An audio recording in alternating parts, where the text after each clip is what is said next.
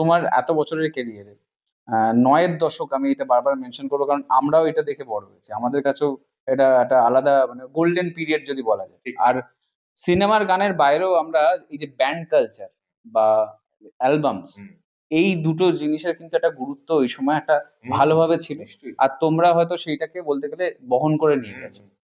তো কি হলো যেখানে তোমার ধারণা, যেখানে অ্যালবাম ব্যান্ডের মানুষদের পেট চালাতে হয় সিনেমার গান দিয়ে?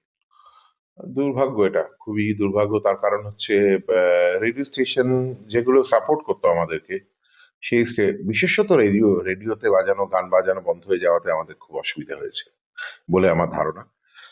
নাম্বার টু, কতগুলো চ্যানেল ছিল যেগুলোতে মিউজিক ভিডিও চলতো, সেই চ্যানেলগুলোর অস্তিত্ব আর নেই। হুম তারপরে মিউজিক ভিডিওর বাজেট নেই এখন।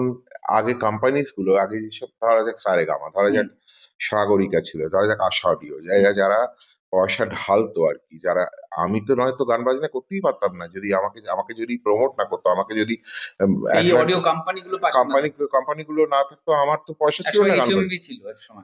আমার তো পয়সা ছিল না গান বাজনা করার, আমি নিজে পয়সা খরচ করে গান বাজনা করার মতো আমার পয়সা ছিল না। যেটা এটা স্বাভাবিক মানে, সম্ভবই নয় আমার একটা পক্ষে। শিল্পী তো প্রডিউসার হ্যাঁ, নয়।